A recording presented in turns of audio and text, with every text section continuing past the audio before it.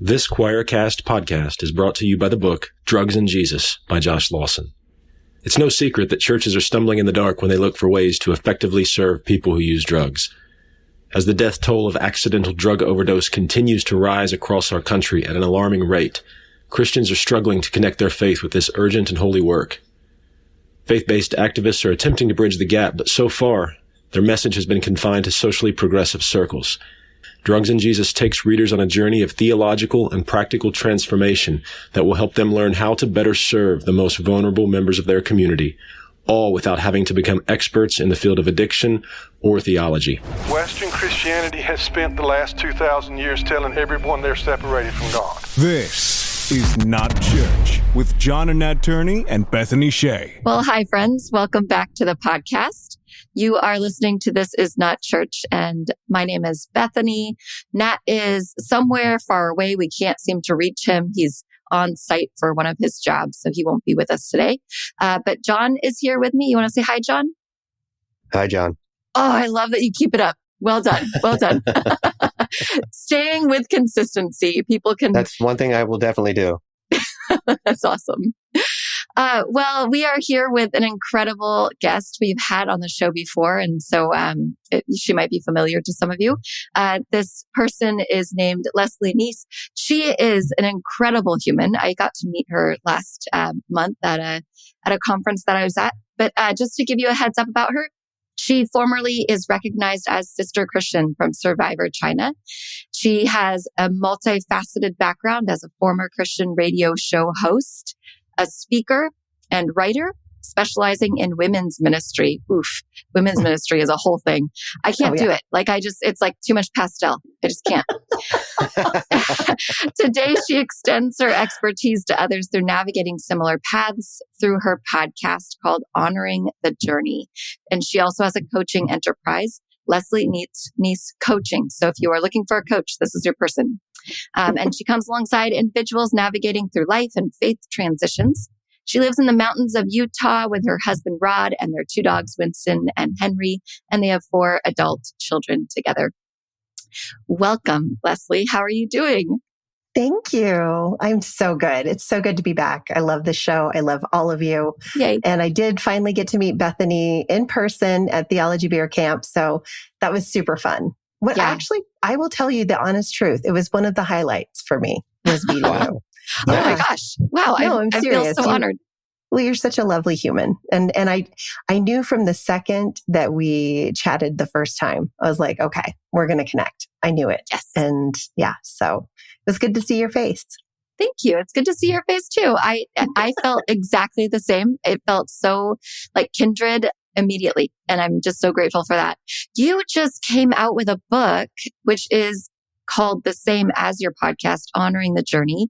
And usually when we start our podcast, we ask the question like, well, what has your faith journey been like? But you were just on recently and you shared that so people can go back and listen to that faith journey. I'm sure it'll come up again, but I would love to know more about how you came about writing this book after growing up in such an evangelical setting, after being like this Christian darling that people could look up to. How did you get to a place where deconstruction became part of your life? Oh, goodness. Well, for one thing, I would just want to tell you, I'm dog sitting for my son who's in Europe, and I have 2 dogs. So they're all deciding that now is the time to bark. So I apologize if you hear that in the background. Anyway, so the deconstruction thing sort of happened. It was kind of a slow burn for me. Little by little, I think just asking questions and just not feeling really comfortable with some of the answers that I was given. And then just kind of looking outside of the normal areas, I guess, to find those answers, looking at church history, looking at, just reading books from Rob Bell. Oh my goodness. Oh no. Yeah, that heretic. And Rachel Held Evans, the people who were kind of progressive before progressive was really, it's kind of bigger now, you know what I mean? Which I love. But yeah, it was when I was told not to read people like that. I was told not to, not to ask too many tough questions. You'll know it all when you get to heaven. Just let God do his thing. And And so I think being on Survivor, I was a contestant back in 2007, started my journey of asking questions because it was the first time I had ever really popped my bubble. I was in this Christian community. I was sister Christian in the Christian radio field. Like when I went on Survivor, like every Christian radio station in America, probably the world, was talking about me being on Survivor. And, just to give you an idea, I mean, the Christian population is a big market. When I was on the show, it was, it was insane. It was like 15 million people were watching. And then when I was voted out, it went down to 11 million. And Wow. and I'm not, it wasn't because I'm great. It's because they were so loyal. And then as soon as they voted me out, they were like, forget it. We want nothing to do with this stupid show, And I even had Christians say to me, I'm so glad I didn't have to keep watching it. And I'm like, you really missed out. It was a great season. You didn't have to stop watching, but everybody, it was just, I was very much in that world and teaching Bible studies, writing books, writing Bible studies, leading women's groups, speaking all over the US and the world. I mean, I was after Survivor was traveling, to Korea and Canada and other countries to share the message of Jesus Christ. So I was very, very in. So asking these questions was really scary for me initially, really scary. And one of the things I wanted to do with my book, when I wrote the book, I did it because I know there's a lot of people wondering, what the heck is she doing? Why is she doing this? What does this mean? What does she believe now? But they dare not ask me.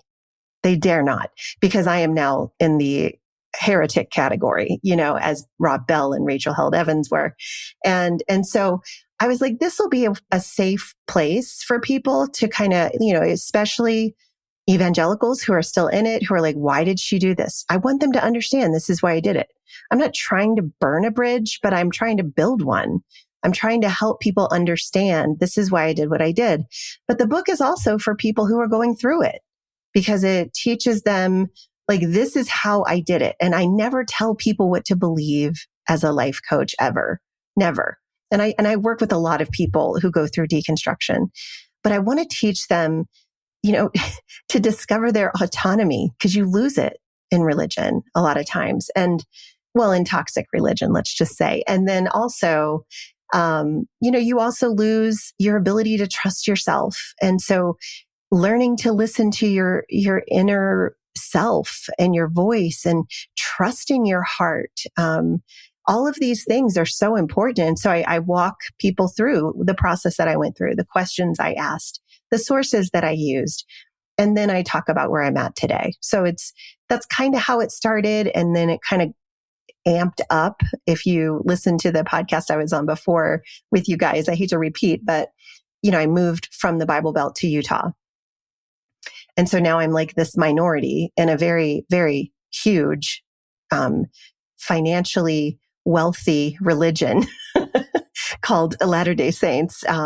So, all of a sudden I found myself being prayed for, instead of doing the praying for. I was the one that was the heathen, and they were trying to, get me to believe what they believed.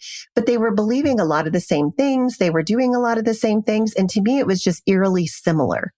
And so then I started asking questions about that, because I was told, when I moved here, all my Christian friends were like, oh, it's a cult. You're going to go save them. They're going to be, now they'll know the truth about who Jesus really is, because they don't know anything. But the problem is they think they know it, the truth, the true truth, and that we didn't know anything, and then I realized, wait, every religion thinks that their way is the only way and their truth is the only truth. And so, that's a lot to wrestle with. And I had the space to do it because I was out of my bubble. I feel like it's very, very difficult. And I really commend people who go through this deconstruction process when you're surrounded by people who want to keep you in the bubble and don't want you to escape or see what's out there, because they're scared. So that was it was a really big deal for me to come out here and just find my legs, and learn to walk again. And discover who I really am. And I don't know. It's just been a really, really cool and difficult process. Well, you talk about questions, right? I mean, I think we all have that in common, that there were questions that we started asking about our faith. A simple question would be, what were some of the first questions that came to you that started making you question your faith? Well, and here's what's interesting. I love that you put it that way, because I think a lot of people do think that I've lost my faith, that I have questioned my faith. I've never questioned my faith.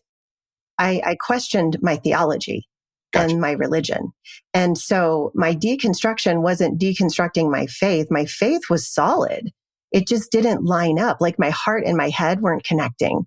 So it was very difficult for me to, I don't know, like understand why we were so judgmental towards homosexuals, the LGBTQ community. You know, one of my friends on Survivor was gay, and he was so sweet, and I loved him so much. And we had so many great, deep conversations, not only on the show, but, you know, well after. And, you know, it didn't make sense to me that would exclude him from having a relationship with God. But I remember somebody telling me, and I've taught this before, and I apologize if I taught this to you and you're listening to this, I don't believe it anymore. But that if you choose to be a homosexual over having a relationship with God, then that is your God. And so I really struggled with that. That was like the first big question. And then hearing, you know, people say things like, well, it's an abomination. And so then I studied what abominations are. And, you know, they're really,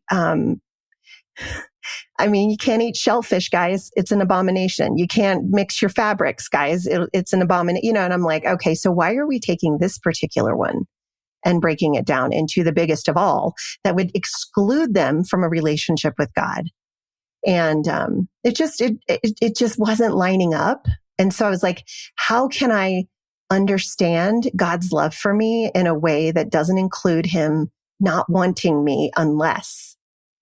Do you know what I mean? Yeah. Yeah. And so I started to kind of like, I don't know, do research into, you know, different ways of viewing God. I would say universalism has been incredibly insightful for me. And that used to scare the crap out of me, which is funny because it's so not scary. The thing that's scary is thinking that God isn't going to, you know, love everyone and that he's going to exclude people. And I don't know. I just chose to lean into love, and I make my choices that way. And I make so much room and so much space for people to make other choices and believe other things. It doesn't affect me. And, you know, it used to affect me because if they didn't get saved, they were going to go to hell and their blood was going to be on my hands. Maybe I didn't tell the gospel good enough. Maybe I didn't convince them enough. Maybe my life didn't line up with who Jesus really is. And so they decided they didn't want him. I mean, there was so much pressure to recruit that it was impossible to have a real connection with another human being unless they believed the way I did. Yeah. Yeah. I remember going to this thing called DCLA when I was in high school. And it was an evangelism conference where you learned all about how to evangelize people, how to tell people the Romans road within 2 minutes while you're at a bus stop. So you're always like talking to strangers. And I remember being so scared about that I thought I must be a horrible Christian because my fear is keeping somebody in hell. And it's just so much pressure, especially on a teenager to have that. So much pressure. Yeah. And that whole idea that maybe God is bigger than what I can make God out to it's freedom. It's just totally freedom. I'm curious. So you have all these questions that have like pummeled you and you've danced along with and figured out over the years. What is a question that you have now? Are you still wrestling in some spaces? Of course I am, because I'm an overthinker and I was taught to do that. I was taught very well in my indoctrination to overthink everything, except, to a certain point, but I feel like, what am I struggling with right now? Wow. What a great question, Bethany. I think it's not really a question as much as it is, well, maybe it is a question. Am I okay? Like where I'm at? Am I okay? Because the last thing I'd want to do is lead somebody down a road. That's why I'm always like, don't follow me. Don't do what I'm doing. I'm going to tell you what I'm doing because I think people who are starting this journey need a template, and it can look very vastly different. But it's helpful to have somebody walk alongside of you and ask you the right questions, not tell you because you're used to that, but actually make you find those answers in yourself. So, but I'm so like, if I'm wrong, that'll really suck. You know what I mean? Like, Yeah. but guys, I'm more sure of where I'm at now than I ever was when I was deep in evangelicalism, because the heart and the mind didn't line up. Like my mind would say, but the Bible says this, and this is how we interpret it. And so this can't be right. And you have to do this and blah, blah, blah. But then my heart would be like, yeah, but that doesn't really feel like love. Help. It doesn't feel like what I believe. If God is love, this doesn't make sense. And so, and then people would say, well, you know what? It's just you, it's not up to you. You can't question God.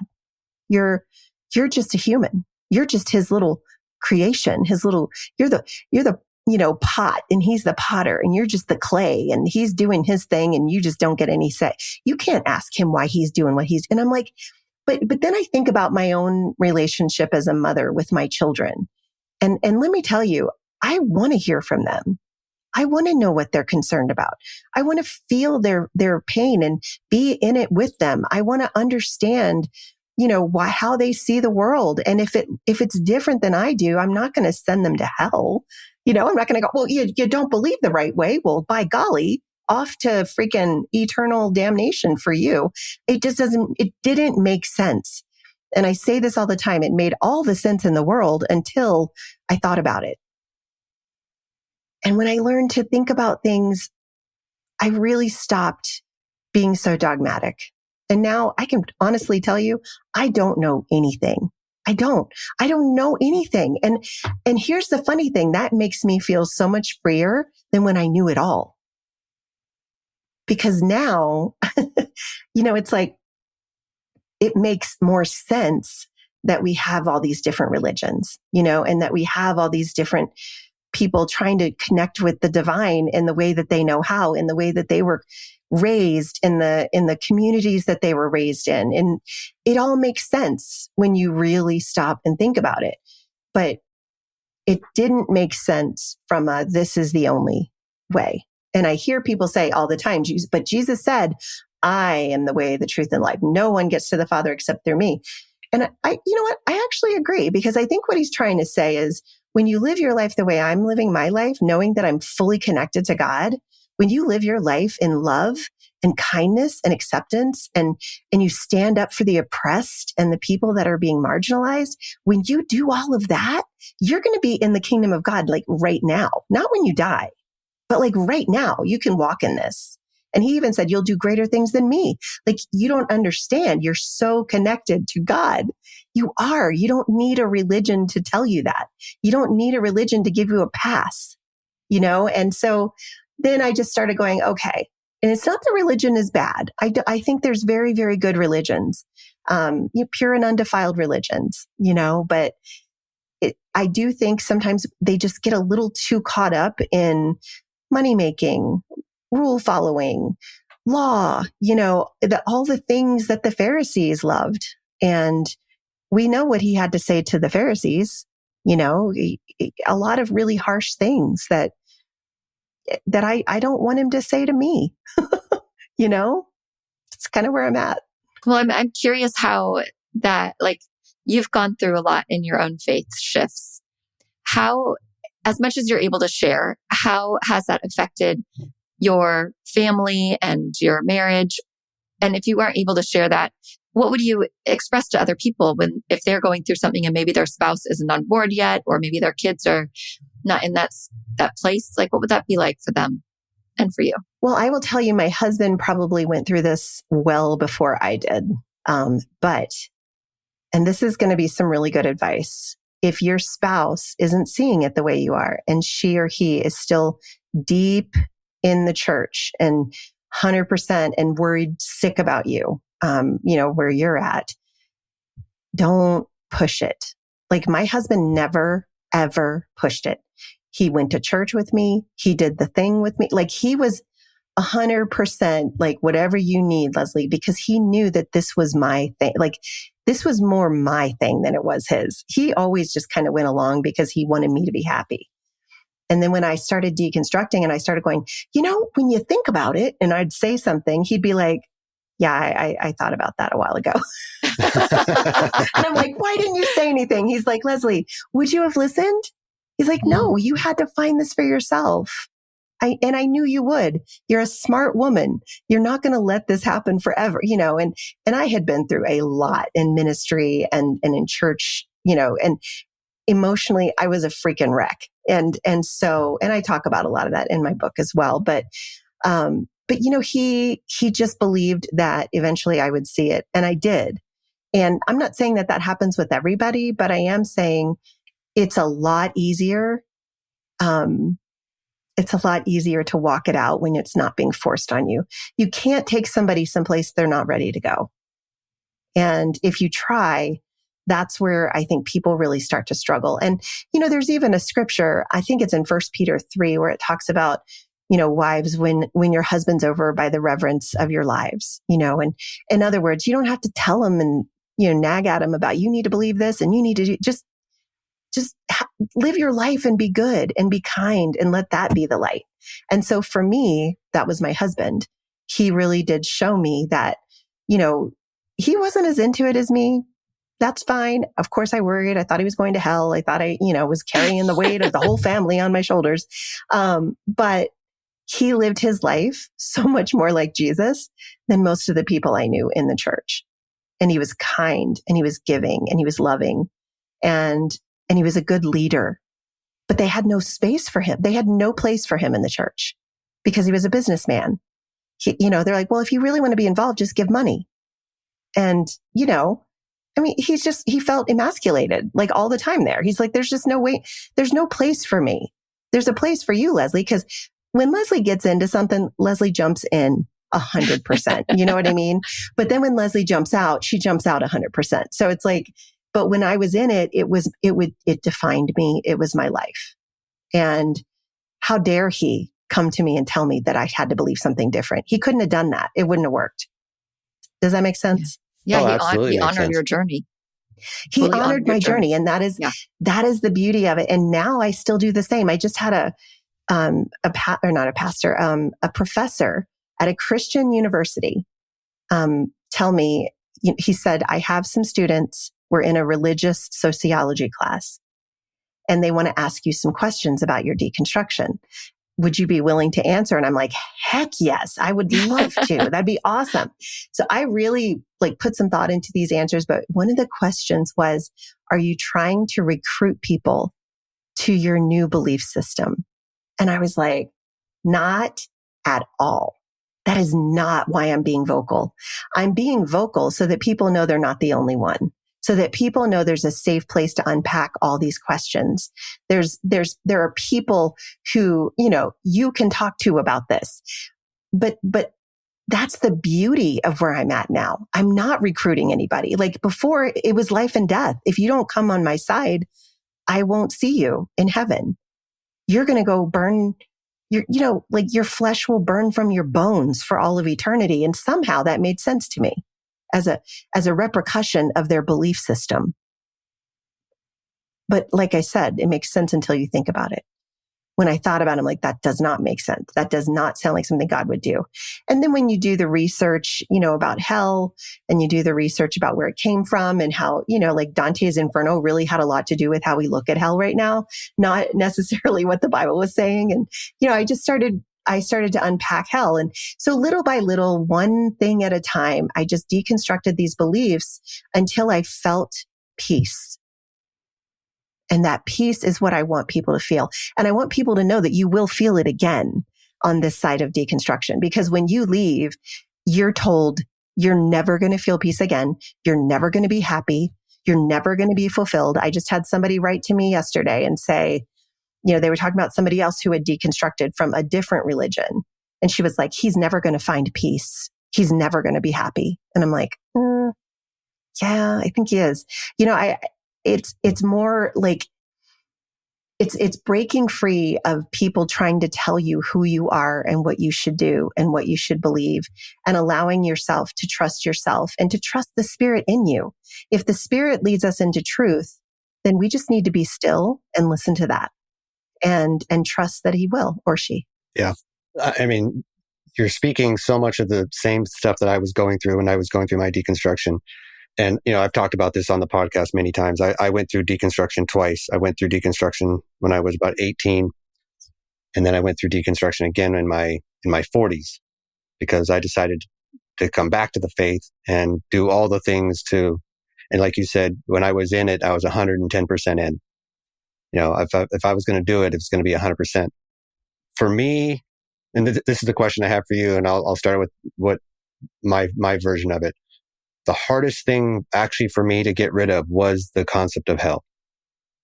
And I don't know why, because now looking back at it, and now that I've deconstructed that completely, I don't know why I held on to it for so long. But was there something that you had to hold on to that you're like, there's no way I'm getting rid of this one?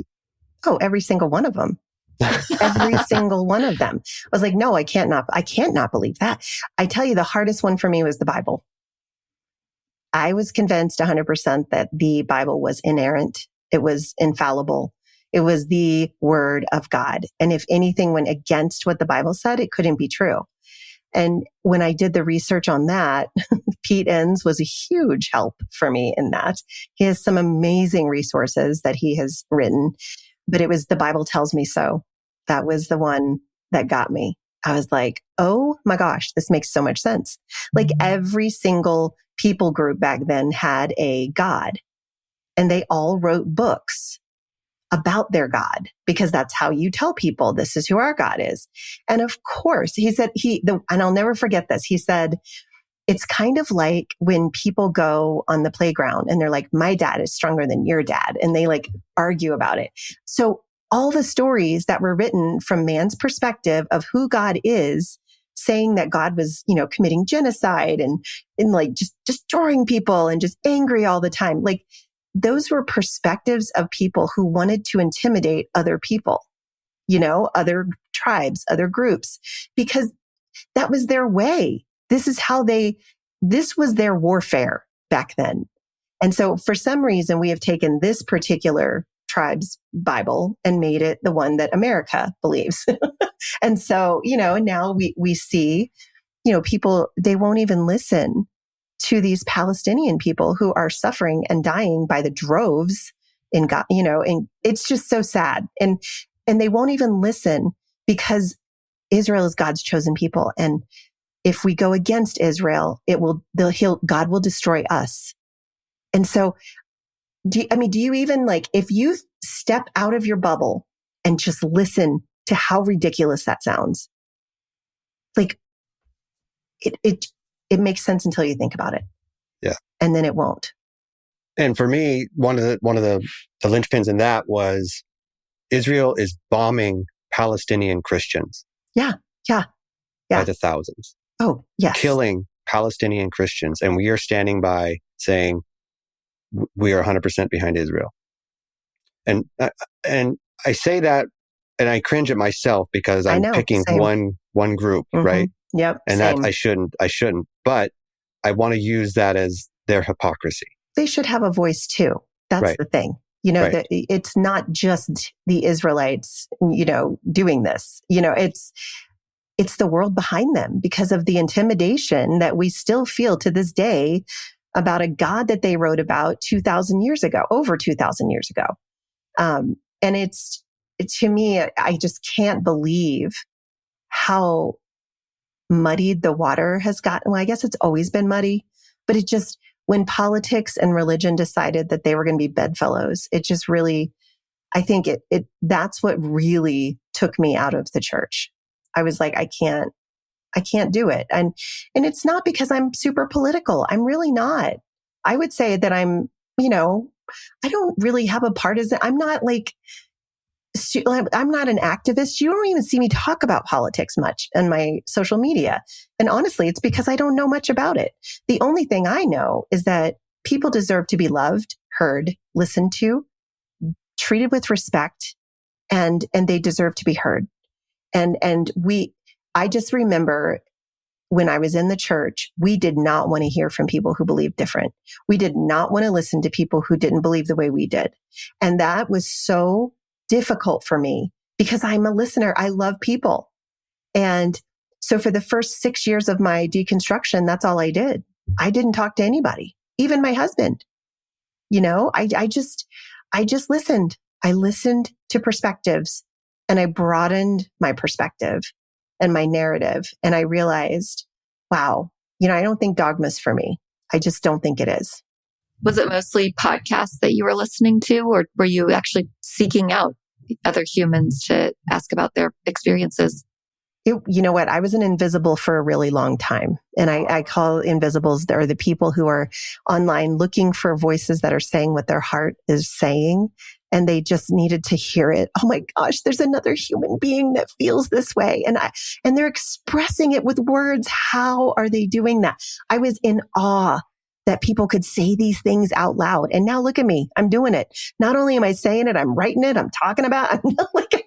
Because it is not, it always seems so much scarier until you're on the other side of it. And then the freedom that came for me personally, I'm not saying this is everyone, but for me personally, when I started just speaking where I was, and I'll call it my truth, when I started speaking where I was and being honest about where I was, it felt so freeing for me to just be able to be 100% authentic and not feel like I was going to offend people, and I'm sure I did offend people, but they just, and a lot of people have had a lot of things to say to me. I've had to block some people. And the way I do it, I don't go, I'm going to block you. I'm so mad. I'm like, you know what? I'm going to block myself from your page so that you don't have to see what I'm saying, because this is clearly getting you upset. And that's not my intention. So then I block them. But the way I put it was, I'm going to block myself. That's good. I love that perspective. And just the fact that you have opened yourself up to be that voice in a wilderness in some ways, calling out like, you're not alone. You're not alone.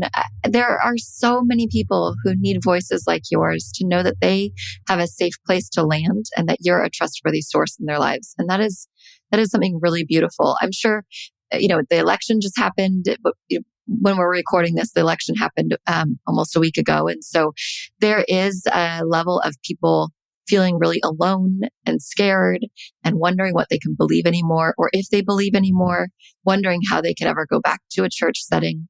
Have people reached out to you in that space and sought your wisdom? Yeah, they have. And everybody who does it is an invisible. They don't want other people to know. And I will hold that. I will hold that and I will be careful with that. And I will treat that with tenderness because I understand even reaching out to one person when you're an invisible is literally my whole body would shake. The first person I reached out to was Gary Allen Taylor from Holy Heretics podcast.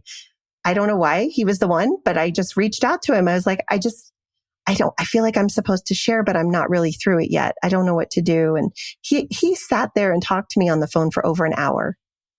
And he didn't even know me. Like he didn't know me at all. And he took that time and I thought, this is what I want to do when I'm on the other side of this. I want to help other people.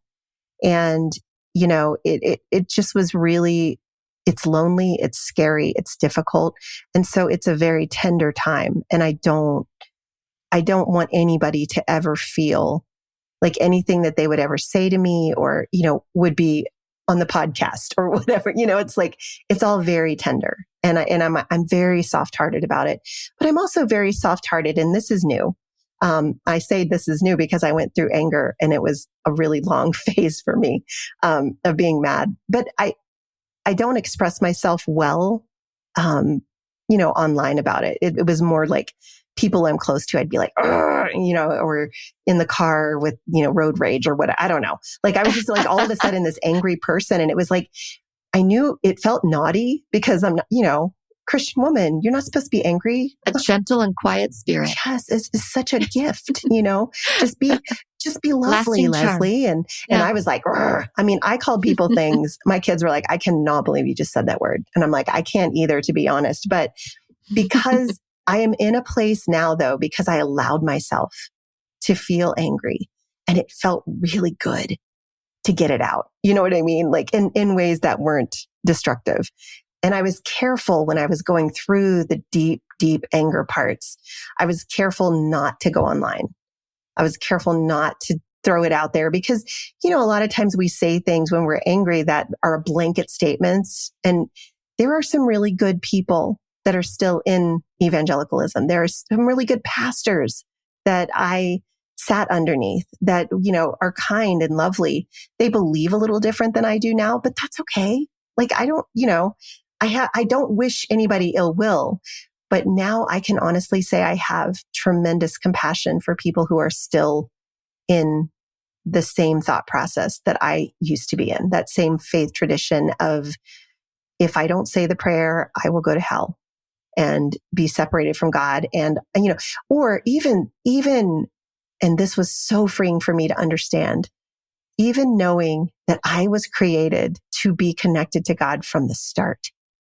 There was never a disconnection. Like, I'd never, ever imagined that, because I was told that I was born this disgusting sinner and God couldn't even stand to look at me. And, but now that you have Jesus in your heart, he looks at you and he sees Jesus.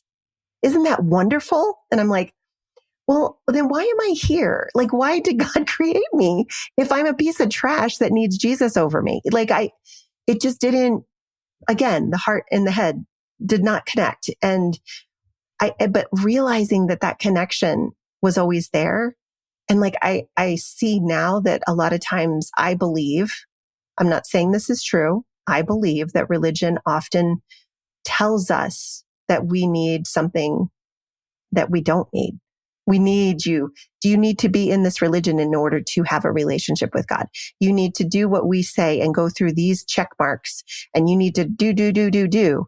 And Jesus's message was, you need to be.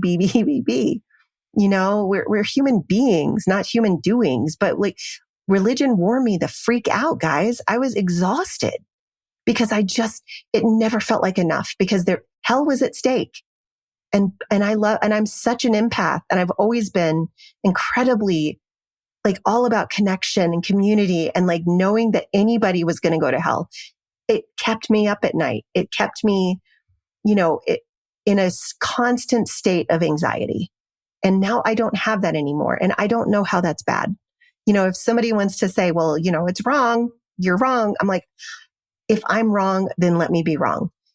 If I get before God and he says, or she, says to me, you just loved a little too hard. So I'm going to send you to hell. I'll be like, okay, I get it. If that's who you are, I probably don't want to be around you anyway. Do you know what I mean? So, but that's not going to happen, guys. Because I've gotten to know God on my terms and how my heart feels safe with God. And I remember reading The Shack back when I was deep in evangelicalism, right when I came back from China.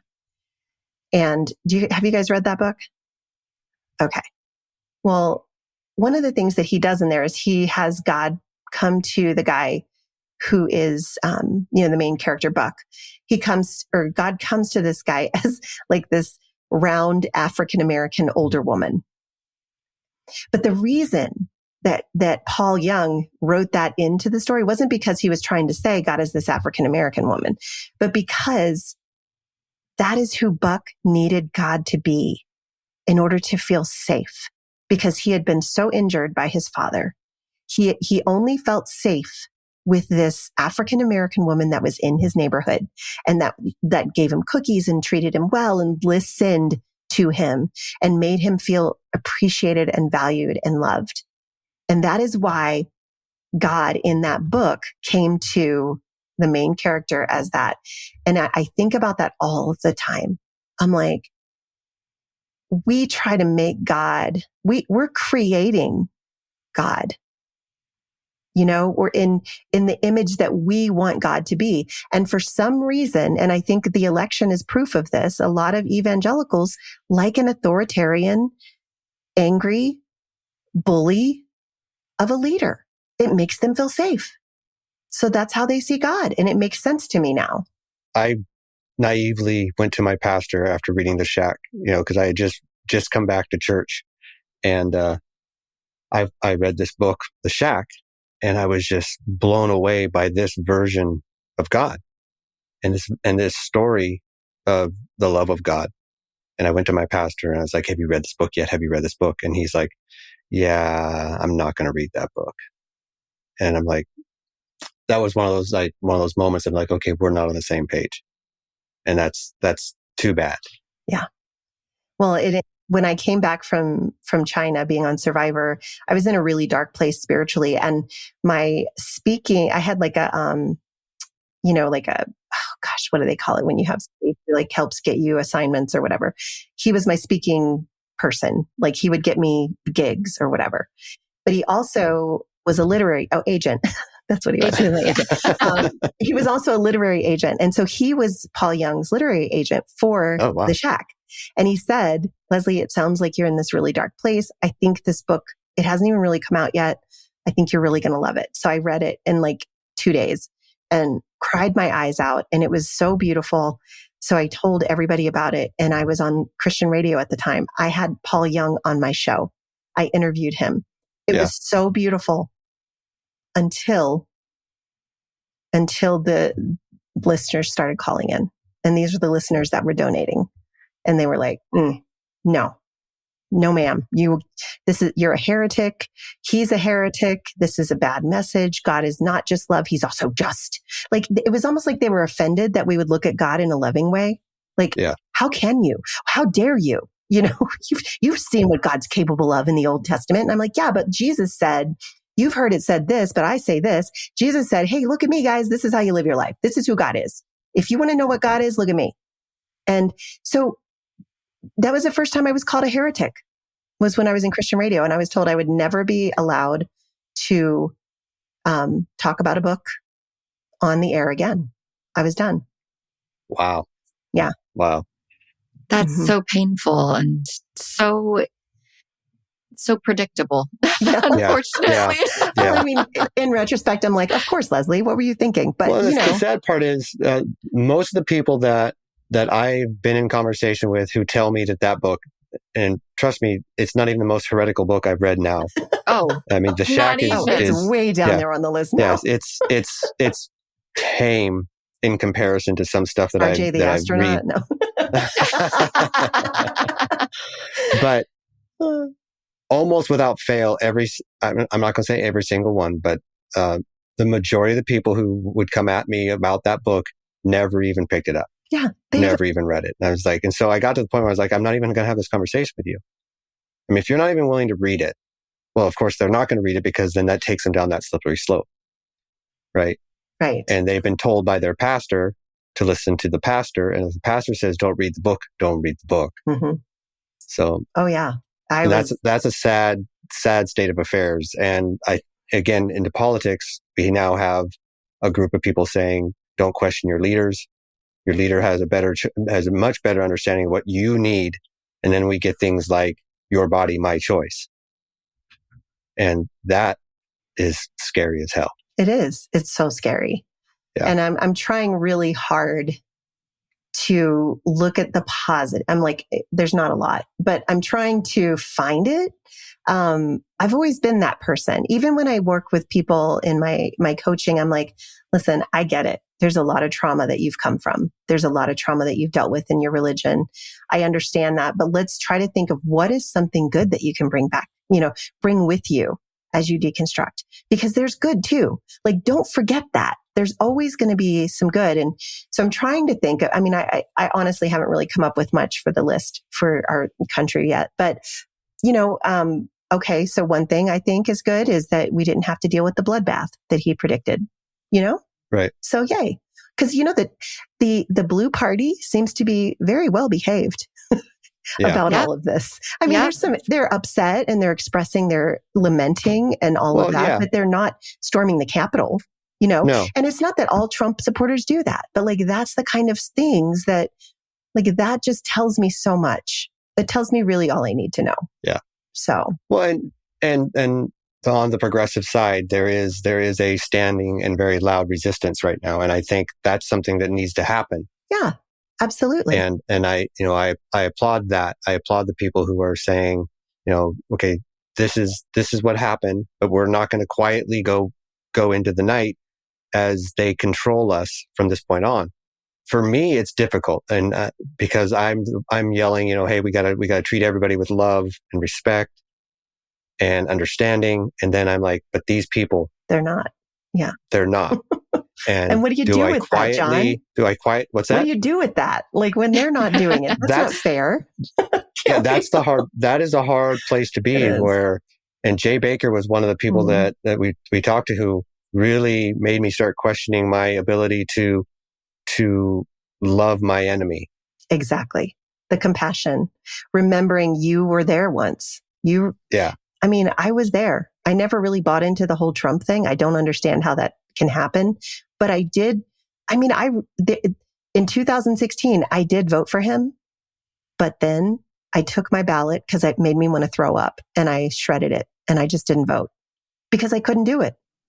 Yeah. And I didn't vote for him either time. I did vote third party the first time because I was in a place where I couldn't vote for either. Right. And, I live in a state though that my vote isn't going to matter. Yeah, it's easy to vote third party when you live in a state that is going to vote a specific way. Right. Exactly. I have a lot of respect for people who, very loudly spoke out against Trump from a state where they knew they were going to lose, that their opinions were not going to be heard.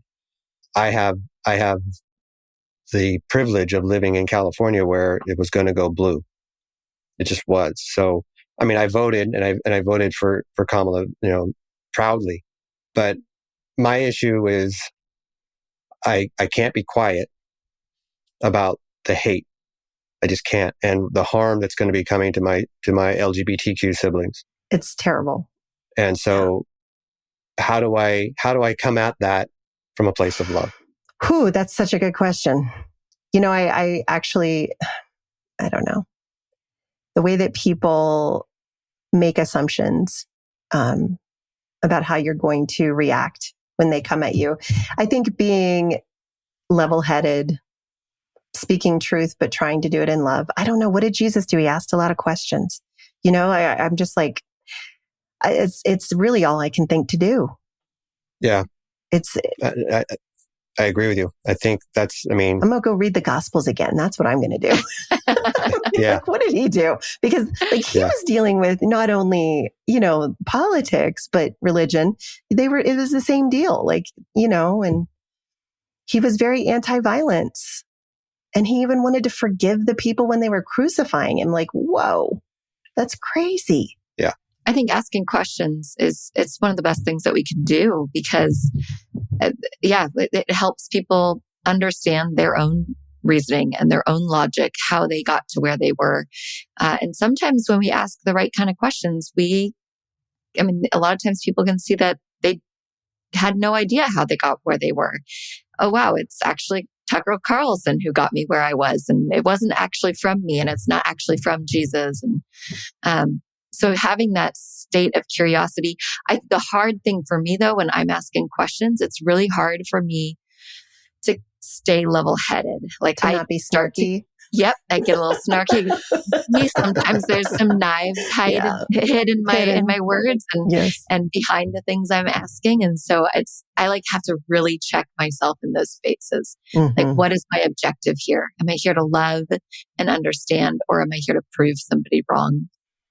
I think we have to disarm ourselves, not necessarily with weapons, from our weapons, but from our ideas of who people are based on who they voted for.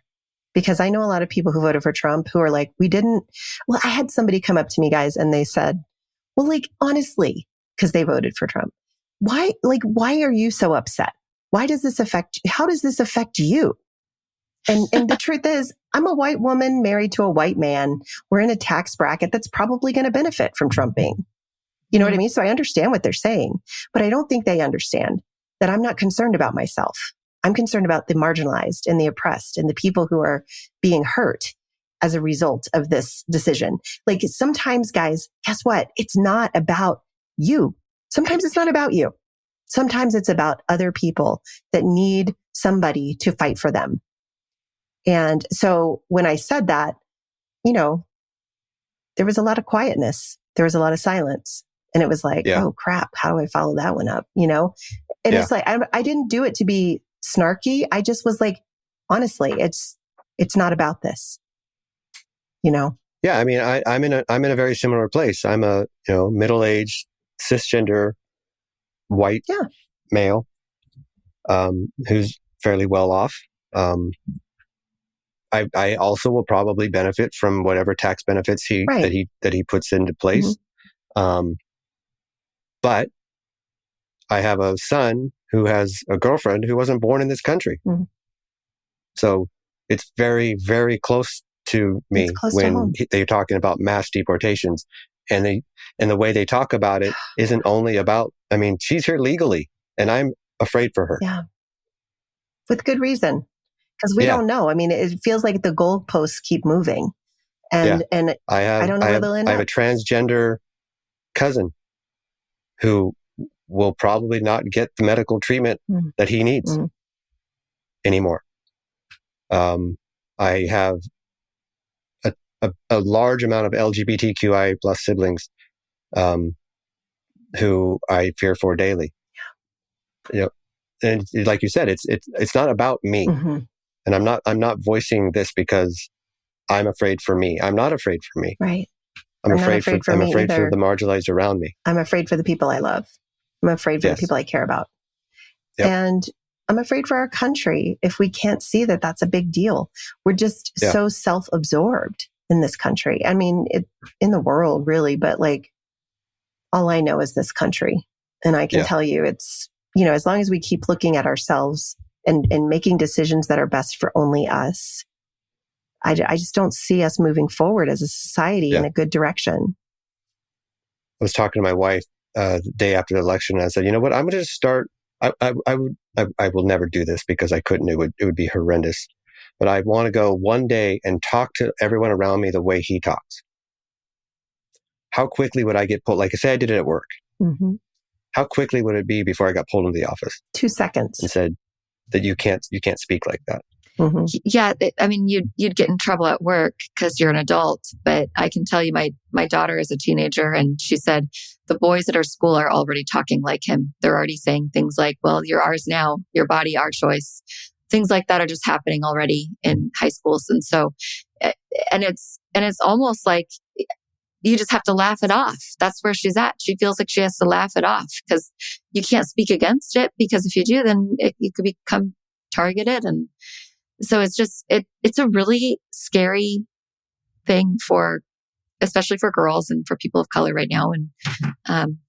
And hopefully there's enough good people that continue forth in this good work of loving our neighbors and speaking truth to power when we can and are able to, which is what you do, Leslie. Like you're doing this even through the book that you wrote, through your podcast, through just who you are as a person, being a person that is safe for others to talk with and be real with. I mean, that is just, you are a gift. You are truly a gift to this whole community.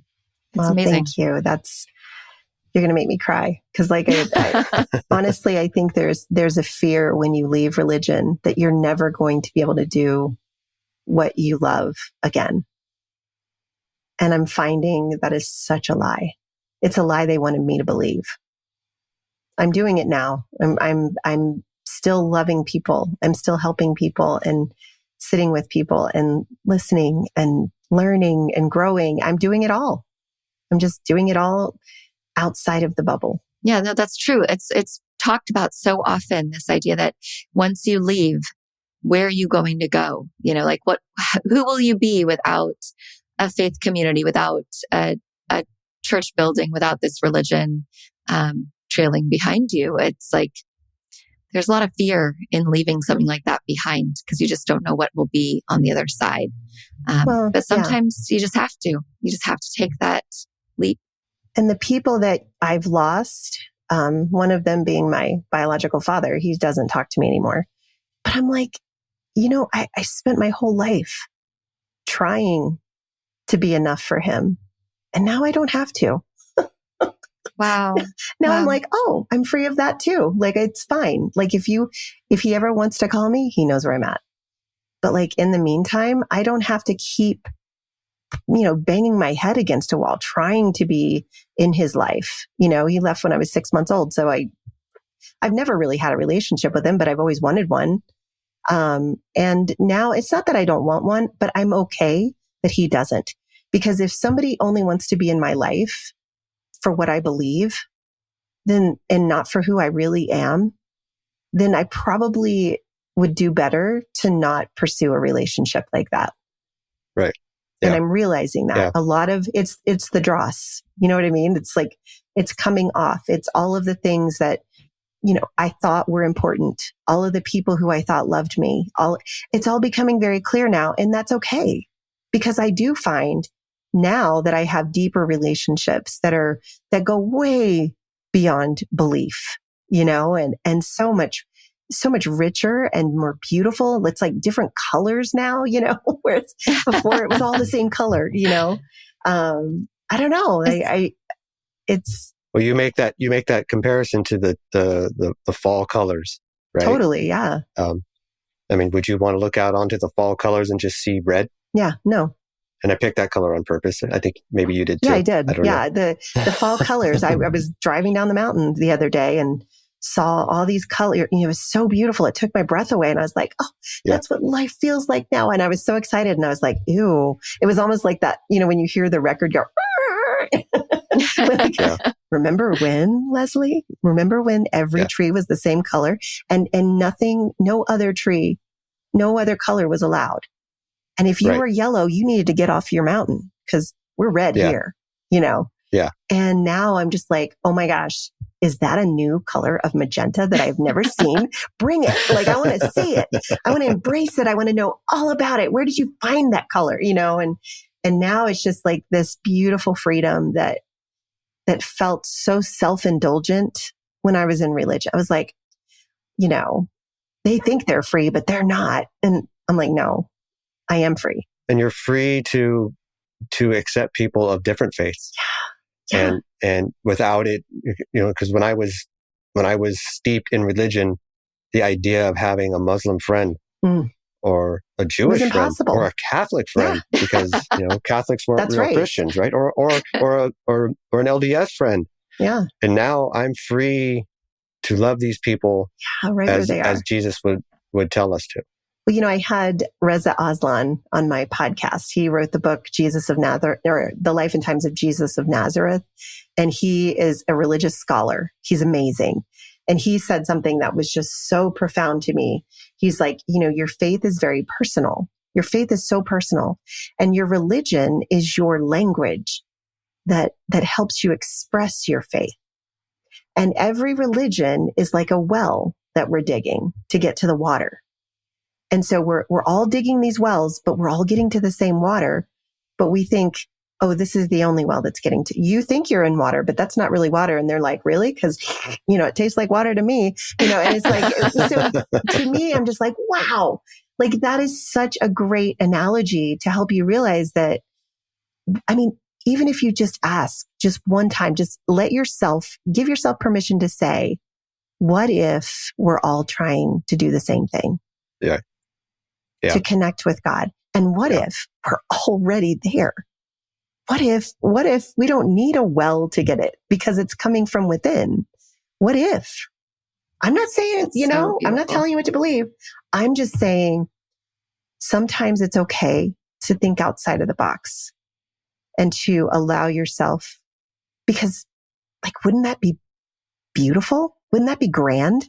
If like, I don't know, instead of scary, it just, to me, it's beautiful. And Paul, in the shack, there's a line in the shack where it says, all roads and this is where he and I differed a little bit. And I think Paul Young and I actually are on the same page, but I think he was told to step back a little bit from his universalism in his book.